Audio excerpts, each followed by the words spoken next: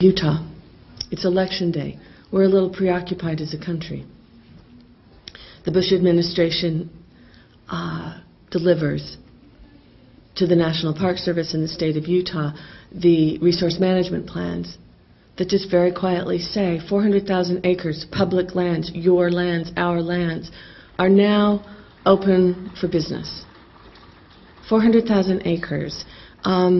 Adjacent to Canyonlands National Park, adjacent to Dinosaur National Monument, adjacent to Arches National Monument Park, right near our home in Castle Valley, Utah.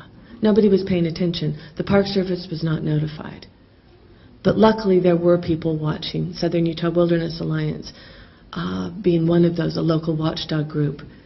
And the people of Utah cried foul, the people in this country cried foul, and the BLM was forced to retreat from the 400,000 acres to only 300,000 acres. Asked to take 99 leases off the list, they backed down to 22.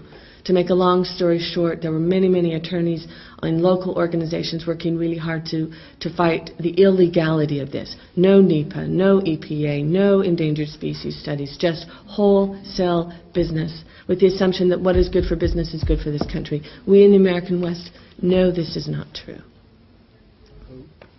Last comment. A young man, Tim DeChristopher, 23 years old, an economic major at the University of Utah, went to participate with a lot of us in front of the federal building of the unjust nature of this. It was cold, it was snowing, he walked in, there was a bid auction, it's what we were protesting. All of a sudden he saw an opportunity. He picked up a bidder's paddle and started outbidding the oil and gas executives and representatives. $1.2 million worth. And exposed the absolute bogus nature of this. You don't need bonding, you don't need a name tag, you don't need anything to bid for public lands. We cheered him.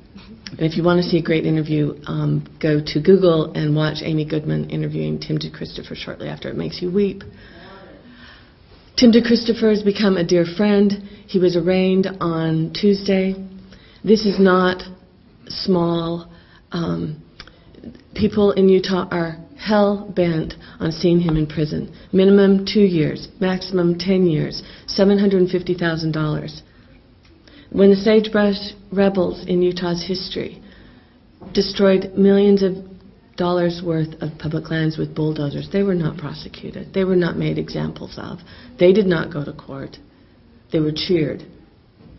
Salazar, our Secretary of Interior, has deemed this illegal, this oil and gas lease process illegal. He has not come out in support of DeChristopher. Because if those are illegal, then what Tim did was not illegal. It was an act of civil disobedience that we know in this country is at the hallmark of a democratic society. Jim Hansen has come out in support of Tim DeChristopher.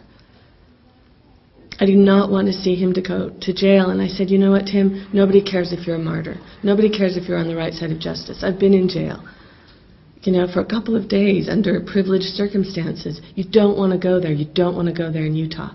He needs our help. Environmental issues are social issues, are issues of justice.